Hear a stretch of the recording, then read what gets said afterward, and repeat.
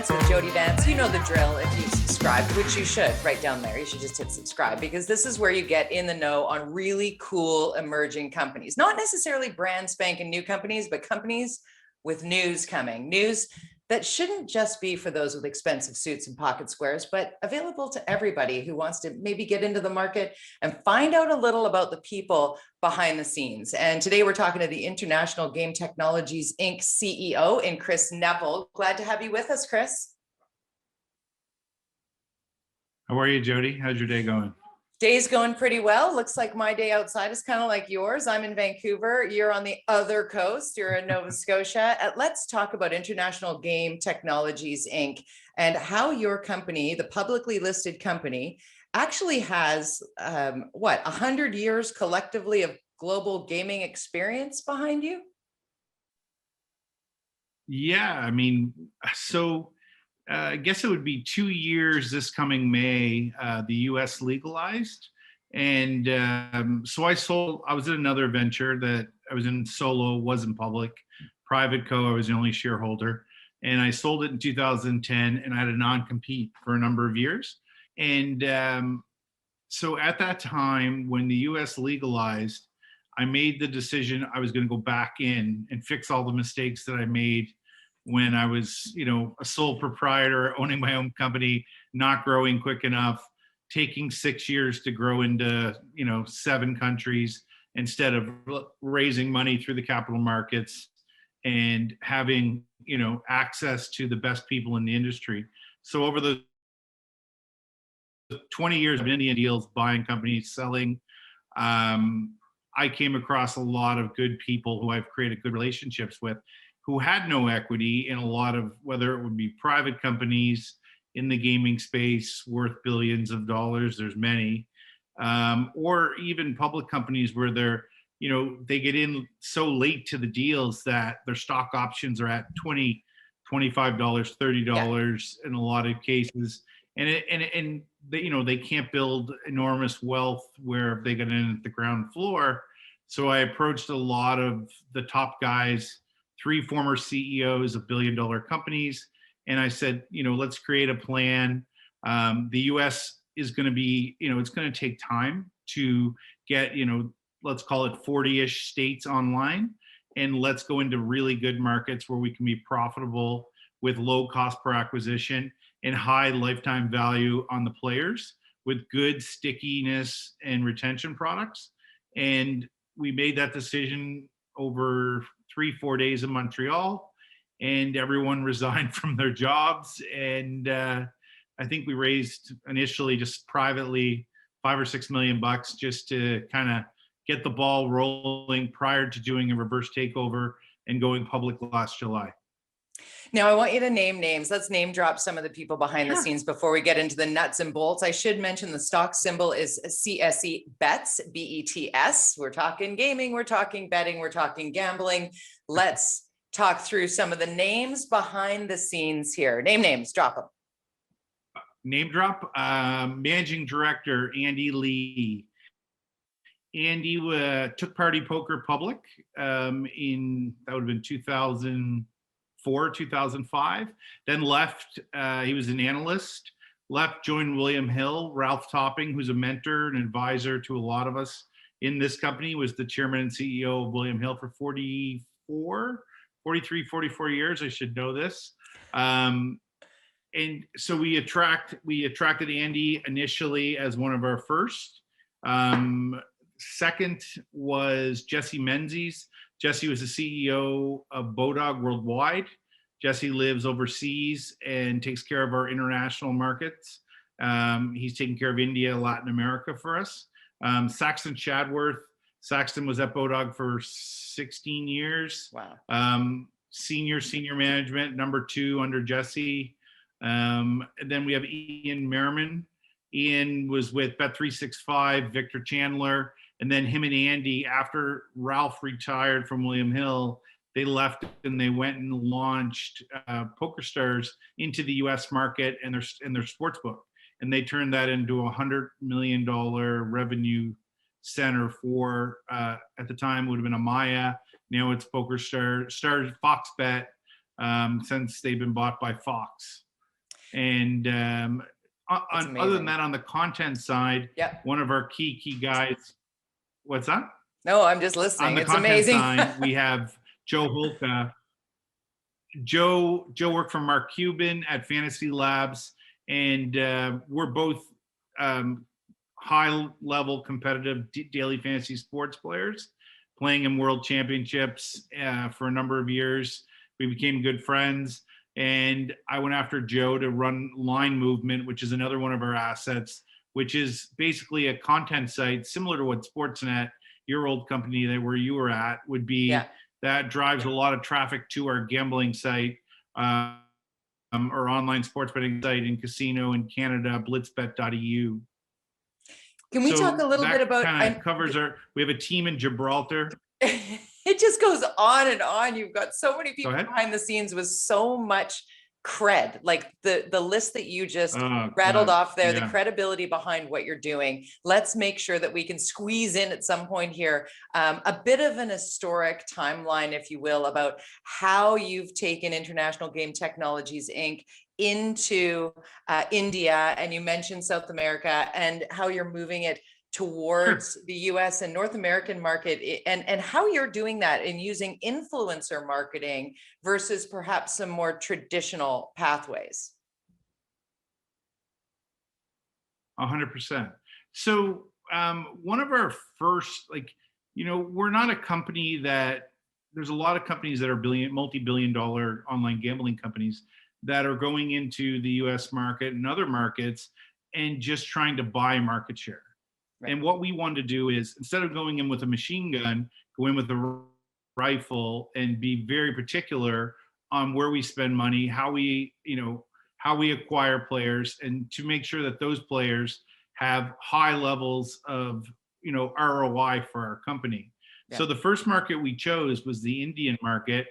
It's, it's a 2 billion person market with, I think it's like 60% of the people are under 30 and have iPhones, take part in some type of gaming. So, one of our goals as a company was, okay, how do we get into this market? How do we really create, a difference, come with, and create an ecosystem that we could really, move our players from product to product. Because, right. In March, the IPL, the Cricket League launches, which is like the NFL in North America. So, we're trying to cover our bases to make sure that we're monetizing 12 months a year. So the first acquisition we did, we purchased a poker site, and it's actually the third fastest growing poker site in India right now. We're acquiring 1,000 to 1,500 new players a day. Wow. And then the second acquisition we did, which was in December, was a daily fantasy sports site. And when we were studying the market, it was myself and two other guys. Oh, no. We looked Jesus at Christ. Lee, you're not on mute. Lee? There we go. We'll cut that out. You carry on with your thought. Okay. All right. So when we looked at the India market, and we started really digging into the daily fantasy sports space, we looked at Dream 11, which has Canadian investment, I think $70 million from a hedge fund out of Toronto. And Dream 11 at one point, a year and a half in, were valued at over $1 billion. And now, the valuations on online gaming companies have changed rapidly, where, an online gambling company owning their own tech would be valued at a 14x multiple. Right. Today, we're looking at all the acquisitions being done right across the board, doesn't matter which country, 20 to 25x, no problem. People are getting it because of COVID, because of the spike in that. So we ended up purchasing Live Pools, which had a database of 1.7 million active users for daily fantasy sports. And then with Live Pools Blitz Poker product, we're creating this ecosystem where it's a known stat in the gambling industry, 55% will gamble if they're, they gamble for entertainment, they gamble, for a living. they will, they will cross market into another product. So, Right. when we looked at it, we kind of looked at it as, okay, the DFS product is great during soccer and cricket, but they have a big lull in downtime. And this is where our poker product comes in, where we can cross market all of these players over to our poker product and continue to double up and monetize them. And it's the same for poker. When the IPL starts in March, all of our poker players will see a dip in poker revenue, but a spike in our DFS product. And we're going to continue to build on that with Rummy. H23 is a company that are the biggest in the Indian market. With Rummy, it's probably worth 500 million, maybe 2-3 years old. And this market, Jody, like when we looked at it and we dug in, it's like the poker boom when Chris Moneymaker won the World Series of Poker in 2003. So we're looking at pretty much a mirror image of the United States market in India, but at a tenth of the cost, and probably 75% of the lifetime value we're getting in the players instead of an additional 25%.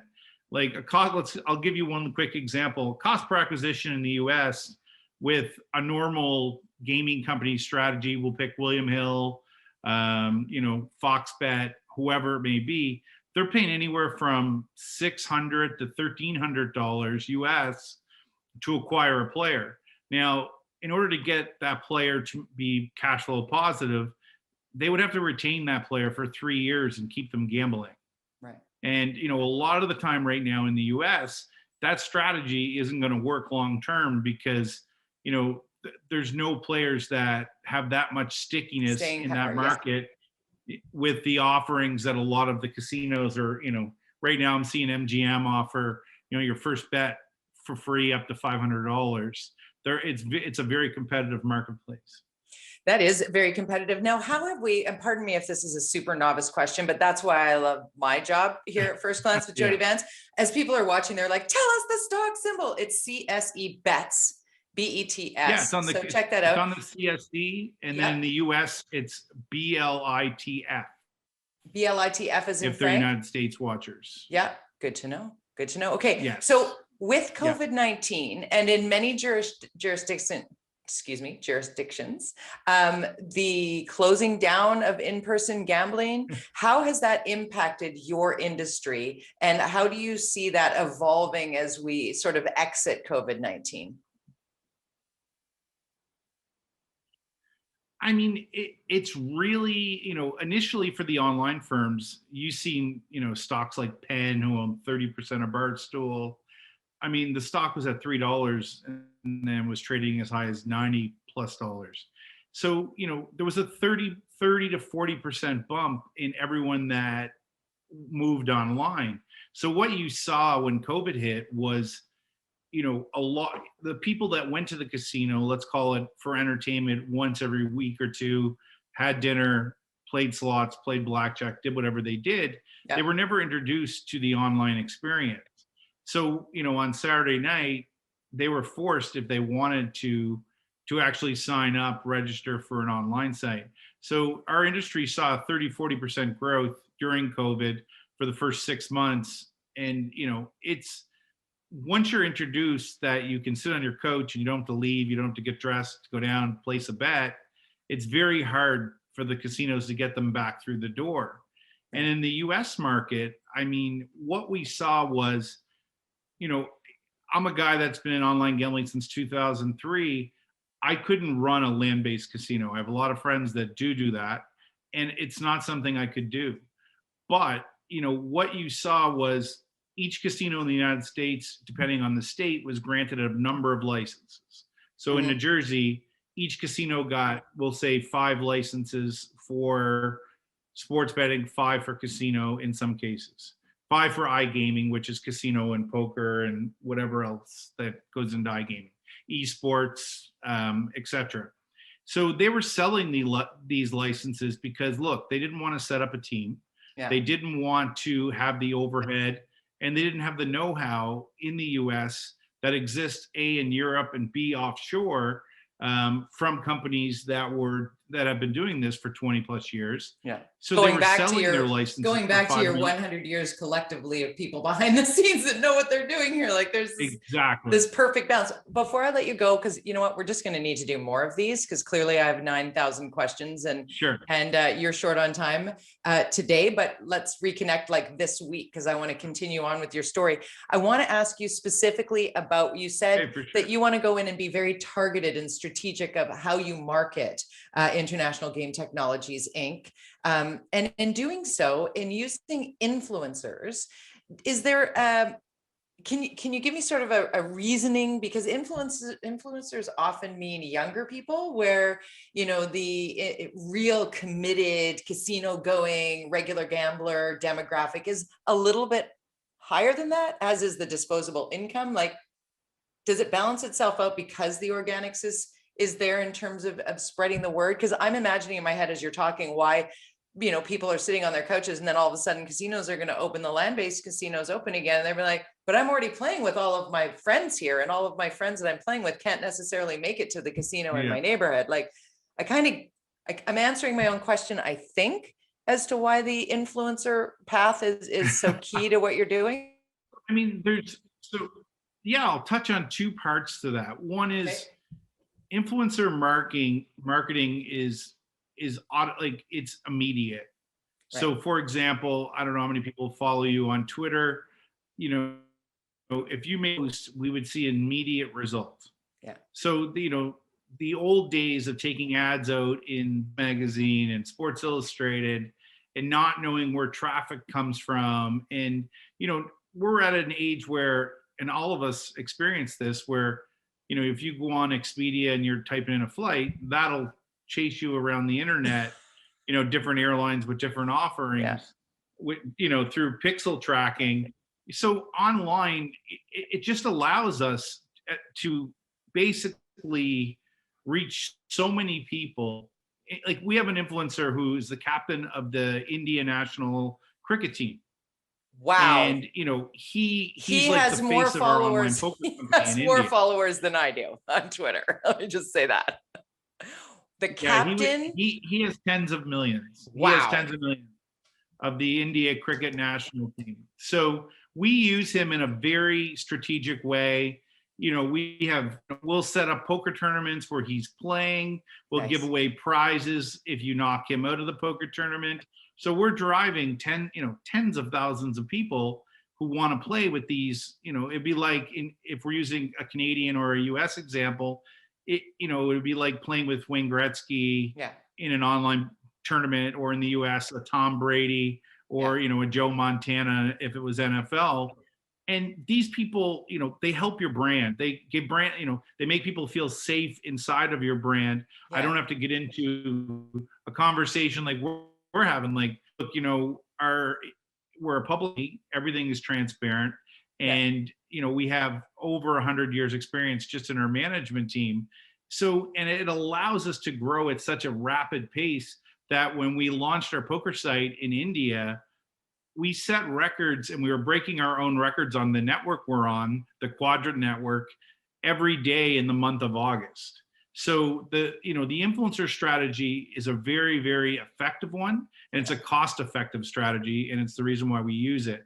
In the US, the cost per acquisition that the affiliates, you know, people that can send traffic, whether you're, you know, a marketing company, a media company, what they're charging, there's just no ROI for the operators. With, you know, if you take into, like, we'll look at I'll just pick Pennsylvania. You know, you're looking at a 27% tax rate. You're looking at 5% for the cost for transactions to deposit and withdraw money. And then in Pennsylvania, then you have to make money. So, you know, we've ran every model in the world on that market, and it's impossible to make money if you're operating an online casino in Pennsylvania. Right. But then if you look at New Jersey, who have done it extremely right, they're charging 16.5%. They're doing $1 billion a month in handle. And the government in the state of New Jersey is making $165 million. In these COVID times, we're seeing, you know, Bill C-118 in Canada, where the Canadian government are now going to launch allow online gambling companies to exist. Yeah. This huge. isn't coincidental. This is there's billions of dollars. I mean, the state of New Jersey is a very small state. If you look at Canada, it's the same size as a whole as California. California in the US is looked at as the holy grail when it comes online. It'll be the biggest market in the world. So, if you look at New Jersey and they're doing $1 billion a month, they're projecting 2 to 4 billion market. Like, that's what the market's worth in Canada. I can tell you right now, they have no idea about offshore companies.